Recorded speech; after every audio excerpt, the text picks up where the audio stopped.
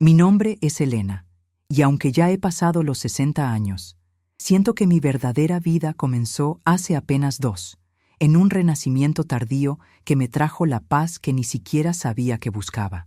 Estuve casada durante casi 4 décadas con Ricardo, un hombre 5 años menor, un detalle que para él nunca fue solo un número, sino un trofeo de su supuesta superioridad juvenil, un arma que blandía con frecuencia. Juntos, tuvimos 2 hijos, Lucas y Clara, que hoy son adultos independientes, casados y, la mayor fuente de orgullo y alegría que poseo, son la prueba de que algo bueno puede florecer incluso en el suelo más árido. También tengo una hermana menor, Beatriz, a quien dediqué mi juventud con la abnegación de una madre. Fue por su culpa, en una de las crueles ironías de la vida, que mi camino se cruzó con el de Ricardo. Ellos asistieron a la misma prestigiosa universidad, un hecho que Ricardo transformaría en el arma principal de su artillería verbal contra mí, un recordatorio constante del abismo educativo que él creía que nos separaba. Mirando hacia atrás, al largo y sinuoso camino de mi vida, veo con una claridad dolorosa que, aunque la maternidad me llenó de un amor indescriptible y visceral, mi matrimonio fue una larga y árida travesía por un desierto emocional. La burla de Ricardo sobre mi escolaridad era una herida que él reabría a diario, con el placer sádico de quien hurga en una llaga. ¿Solo tienes la educación primaria, Helena? ¿Cómo podrías entender de asuntos complejos como finanzas o política? Decía con un aire de desdén profesoral, a menudo mientras estaba desempleado, con los pies en alto en el sofá, viviendo cómodamente a mis expensas. Y era verdad, no había terminado la secundaria. Siempre me encantó estudiar. En mi infancia, los libros eran mis únicos portales a otros mundos. Devoraba todo lo que caía en mis manos. Soñaba con ser maestra, con compartir el conocimiento que tanto me fascinaba. Pero nací en una familia muy humilde, donde la supervivencia era la prioridad del día y los sueños eran un lujo para la noche. Mis padres, gente buena pero endurecida por la vida, fueron categóricos. En cuanto terminé la primaria, mi deber era conseguir un trabajo para ayudar en casa. Estudiar no llena el estómago, Helena, decía mi padre. Y así lo hice, guardando mis sueños junto con mi boletín de notas. Trabajé incansablemente en una fábrica de telas, un lugar ruidoso y polvoriento, donde los días se arrastraban al ritmo monótono de las máquinas.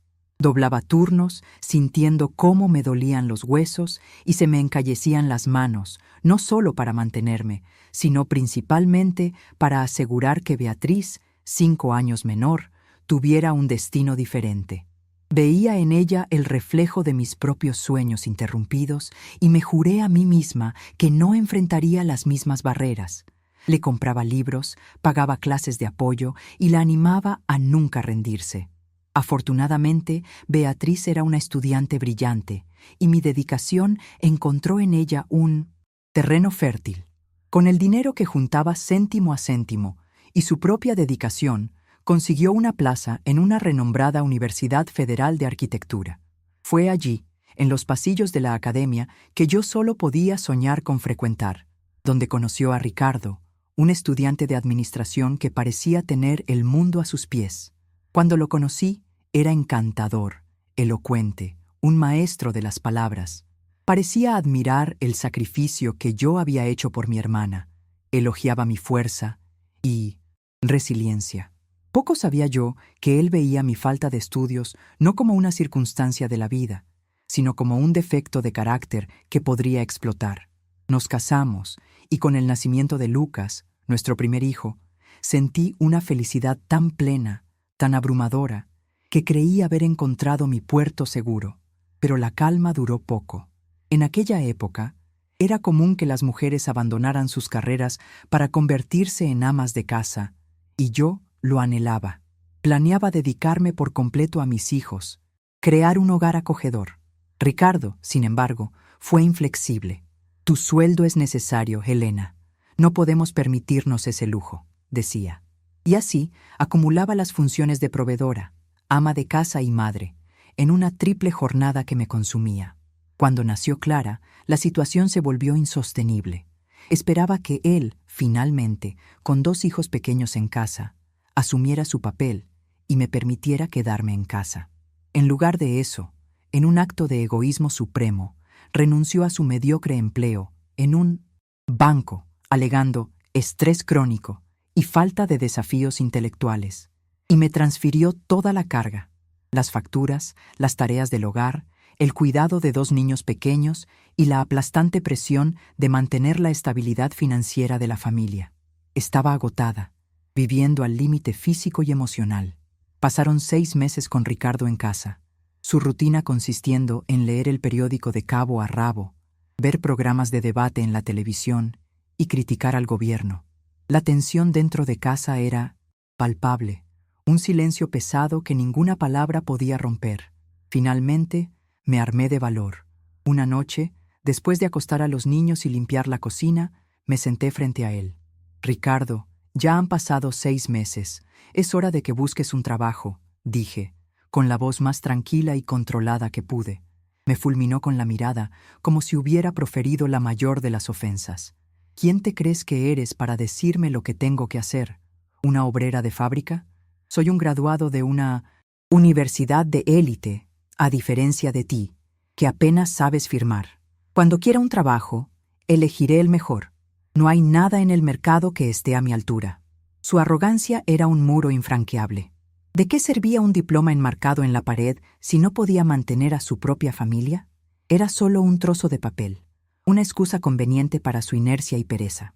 Al menos ayuda con las tareas de casa entonces, supliqué, sintiendo las lágrimas arder en mis ojos. Se rió, un sonido seco y cruel que resonó en la sala.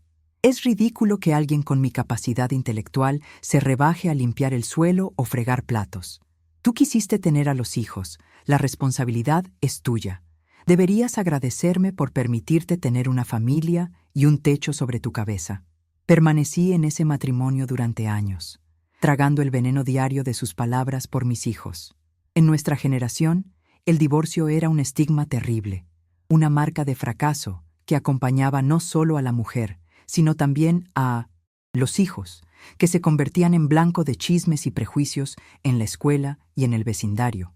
No quería eso para Lucas y Clara, pero el tiempo, ese señor implacable, pasó. Mis hijos crecieron, se convirtieron en adultos fuertes y exitosos, y construyeron sus propias vidas. La idea de liberarme finalmente de Ricardo comenzó a florecer en mi mente como una promesa de un futuro soleado. La jubilación se acercaba, y con ella, la oportunidad de un nuevo comienzo. En secreto, como una conspiradora, en mi propia casa, comencé a estudiar para obtener el título de secundaria. Cada noche, después de que la casa se silenciara, me sumergía en los libros con un hambre de conocimiento que había estado dormida durante décadas. Y lo conseguí. Aprobé el examen con una nota excelente. No se lo conté a Ricardo, pues sabía que solo se burlaría de mi esfuerzo. Convertiría mi logro en polvo. Un día, mientras guardaba mi certificado como un tesoro recién descubierto, sonó el teléfono. Era Beatriz. «¿Elena? ¿Cómo estás?», preguntó, con una urgencia en la voz que me puso en alerta. «Voy para allá ahora mismo. Estás en casa, ¿verdad?». «Sí, pero ¿qué ha pasado?», pregunté, confundida y preocupada. «Llego en 10 minutos. Deja la puerta abierta», dijo y colgó. 10 minutos después, estaba en mi puerta, flanqueada por 2 maletas enormes. «¿Qué pasa, Bea?», pregunté, con el corazón encogido de aprensión. «Marcos y yo nos hemos divorciado», dijo, con una naturalidad desconcertante, como si comentara el tiempo que hacía. «¿Qué? ¿Cuándo? ¿Por qué no me lo dijiste? Podría haberte ayudado». «Ah, hace ya unos meses. No vi la necesidad de preocuparte con mis problemas», respondió evasiva. «Por cierto, tienes una habitación de sobra, ¿no?». «No, no tenemos», respondí, firme.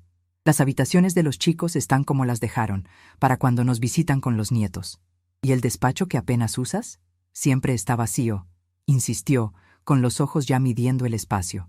«Bueno, sí, pero es donde guardo mis cosas, mis costuras». «Genial, me quedaré allí entonces», declaró, ya empujando las maletas hacia adentro. «No te preocupes, Ricardo ya me ha autorizado». En ese momento, Ricardo entró en la sala, viniendo de la cocina con una taza de café en la mano. Es verdad, confirmó, con una sonrisa presuntuosa. Le dije a tu hermana que siempre tendría un sitio aquí si lo necesitaba. La familia es para eso. ¿Y por qué lo decidisteis sin consultarme? Esta casa también es mía, exigí, sintiendo que el suelo se hundía bajo mis pies. Elena, tu hermana está pasando por un momento difícil. La gente con tu limitación de raciocinio, por tu falta de estudios, no entiende de lealtad familiar y empatía, dijo Ricardo, didáctico. Beatriz se rió en señal de acuerdo, un sonido que me hirió profundamente. Me mordí la lengua para no explotar. A pesar de todo, era mi hermana. Intenté tragar la amargura y la acogí. Un error que me costaría caro. A partir de ese día, mi casa se convirtió en un infierno. Beatriz y Ricardo formaron una alianza tácita de ociosidad y desprecio. Ninguno de los dos movía un dedo. Se pasaban los días en el sofá, viendo series, comentando la vida ajena, mientras yo salía a trabajar antes del amanecer y volvía agotada para encontrar el fregadero lleno de platos y la casa desordenada. Se convirtieron en dos parásitos que vivían de mi sueldo, de mi energía, de mi paz. La situación empeoró cuando empecé a notar una intimidad sospechosa, casi pegajosa, entre ellos. Intercambios de miradas prolongadas en la mesa del comedor, toques disimulados en el pasillo, risas cómplices en voz baja. La relación ya no parecía la de cuñados. La sospecha se convirtió en una certeza torturante que me robaba el sueño. Decidí que necesitaba pruebas concretas. Contraté a un detective privado, usando una parte de mis ahorros que Ricardo desconocía, un dinero que guardaba para una emergencia. Y aquella era la mayor emergencia de mi vida. En una semana, el 100% de informe llegó en un sobre Manila. Mi corazón martilleaba mientras lo abría. Las fotos eran inequívocas. Besos apasionados en el aparcamiento de un centro comercial. Manos entrelazadas en un parque. Estaban teniendo una aventura bajo mi propio techo.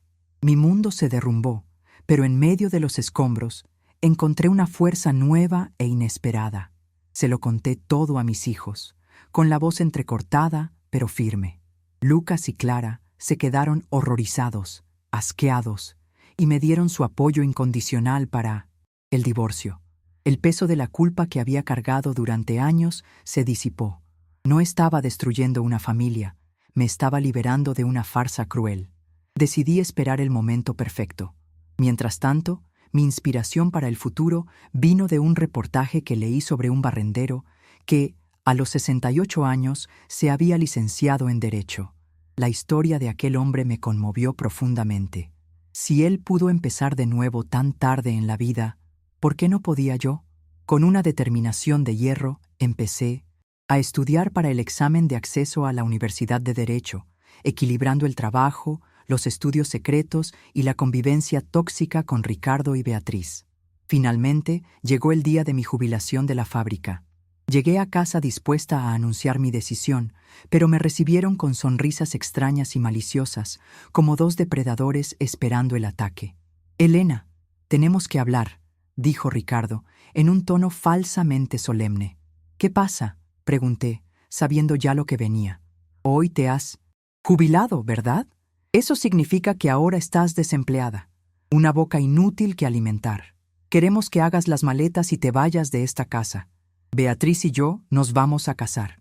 Respiré hondo, sintiendo una calma gélida apoderarse de mí. La calma de quien sabe que las tornas han cambiado. Después de tantos años de matrimonio, de toda una vida de trabajo para mantener esta casa, ¿así es como me tratas? Se carcajeó, un sonido feo y arrogante. ¿Matrimonio? ¿De verdad crees que voy a pasar el quintilio resto de mi vida manteniendo a una vieja que solo tiene la primaria? Me voy a casar con Beatriz. Nos queremos. Sonreí, una sonrisa genuina, tranquila, que los desarmó por completo. No será necesario que me vaya. Ya planeaba pedir el divorcio en cuanto me jubilara. Simplemente me habéis facilitado las cosas. Su risa se cortó en seco. ¿Qué? Saqué de mi bolso los papeles del divorcio, ya preparados por el abogado que había contactado, y los puse sobre la mesa de centro. Podéis firmar. Y esta casa, por cierto, está a mi nombre. Fue comprada con el dinero de la herencia de mis padres. Una información que convenientemente olvidé compartir contigo, Ricardo. Vosotros dos sois los que tendréis que iros. Ricardo y Beatriz se quedaron pálidos, boquiabiertos, como peces fuera del agua. ¿Cómo? Balbuceó Beatriz, perdiendo el color de su rostro. Lo sé todo. Desde hace meses, respondí, saboreando cada palabra. Y tengo pruebas de vuestra traición, lo que me garantizará una buena pensión, Ricardo, además de la mitad de todos tus bienes que, aunque pocos, me aseguraré de recibir. En ese momento, la puerta se abrió y mis hijos entraron, como si hubieran sido ensayados para la escena final de la obra. «Mamá, aquí tienes tu copia de los documentos», dijo Clara, entregándome una carpeta. Lucas se volvió hacia Ricardo, con los ojos chispeando de rabia contenida. «Eres el hombre más patético que he conocido», dijo, con un desprecio cortante. «Te enorgulleces tanto de ese diploma inútil, pero te has pasado toda la vida como un vago, humillando a la mujer que te lo dio todo. No eres nada». El rostro de Ricardo se puso rojo de furia. Antes de que pudiera reaccionar, intervine. «Hijos, ya basta. No vamos a rebajarnos a su nivel. Nuestro futuro empieza ahora. Vámonos». Los tres salimos de aquella casa, dejando atrás a una pareja de traidores atónitos y sin un céntimo. Supe después que se hundieron en deudas, pidiendo dinero a prestamistas peligrosos para mantener un nivel de vida que no podían permitirse. En cuanto a mí, finalmente era libre. Me centré en los estudios con una energía renovada. Fui admitida en la Facultad de Derecho de una excelente universidad. Fueron 5 años difíciles, desafiantes, trabajando como secretaria en un bufete de abogados durante el día y estudiando por la noche. Pero cada desafío era un peldaño, cada noche mal dormida una inversión en mí misma. A los 60 años me licencié. Meses después, mi nombre estaba en la lista de 1900 aprobados del temido examen de abogacía. Mis hijos organizaron una fiesta sorpresa para celebrar. Rodeada por ellos, mis nietos y algunos amigos de la facultad, lloré de alegría. Yo, Elena, la mujer que solo tenía la primaria, era ahora una abogada. Un día, meses después, oí un golpe insistente en la puerta de mi nuevo apartamento, un lugar luminoso y espacioso que era solo mío. Eché un vistazo por la mirilla y vi una figura demacrada, encorvada y andrajosa. Tardé un segundo en reconocer a Ricardo. Abrí la puerta, dejando puesta la cadena de seguridad. «¿Qué quieres?» «Elena, por favor, ayúdame», gimoteó con la voz ronca. «Beatriz me ha dejado. Se llevó lo poco que teníamos. Estoy en la calle, sin dinero, sin un lugar a donde ir. Fui a ver a los niños, pero no quisieron ayudarme». «Claro que no», respondí, fría como el acero. «¿Qué esperabas? Has cosechado exactamente lo que sembraste durante toda tu vida». «No seas arrogante», replicó, con un vestigio de su antigua prepotencia. «Sigues siendo la misma mujer ignorante. Solo intentas sentirte superior porque tienes un apartamento bonito». Sonreí, una sonrisa tranquila y victoriosa, la sonrisa de quien no tiene nada más que demostrar. «Es gracioso que hables de superioridad, aquí en mi edificio, suplicando dinero a alguien a quien siempre despreciaste». Miró a su alrededor, al elegante pasillo de mi edificio, con la envidia estampada en su rostro. «¿Cómo consigues vivir en un sitio tan bueno?» «Con mi trabajo», respondí. «Simplemente». «¿Trabajo? ¿Qué trabajo? ¿Has vuelto a la fábrica?» «Bueno, solía limpiar el suelo en una fábrica. Ahora limpio mi propio escritorio». «¿Tu escritorio?», balbuceó, completamente confundido. Me acerqué a la rendija de la puerta y le mostré mi carné de abogada. Sus ojos se abrieron de par en par. La mandíbula se le cayó en estado de shock absoluto. El hombre que se enorgullecía de su diploma de élite estaba mirando la prueba de que la mujer a la que llamaba tonta lo había superado en 1900. Todos los sentidos posibles. El shock en su rostro fue la validación final de mi viaje. ¿Ves, Ricardo? La vida puede llevarte a lugares increíbles si no te rindes. Pero si sigues buscándome o tratando de causar problemas, lo resolveremos en los tribunales. Y créeme, soy una excelente abogada». Le cerré la puerta en la cara, borrando su patética figura de mi vista. Nunca más volvió. Beatriz lo intentó una vez, enviando un mensaje pidiendo perdón y dinero. Recibió la misma respuesta y también desapareció. Ambos, atrapados en su propia arrogancia y pereza, continuaron su espiral descendente. Mi vida, por otro lado, no hizo más que florecer. Si algo he aprendido es que la perseverancia es la fuerza más poderosa del universo. Y, lo que es más importante, nunca es tarde para coger el bolígrafo y reescribir tu propia historia. Si esta historia te tocó de alguna manera, no te vayas sin suscribirte al canal. Vienen muchas más. Historias reales de resiliencia, giros inesperados y fuerza interior. Dale like al video, compártelo con alguien que necesite escuchar esto y deja un comentario contándonos cómo te hizo sentir. Tu apoyo ayuda a que este contenido llegue a más personas que necesitan la fuerza para volver a levantarse.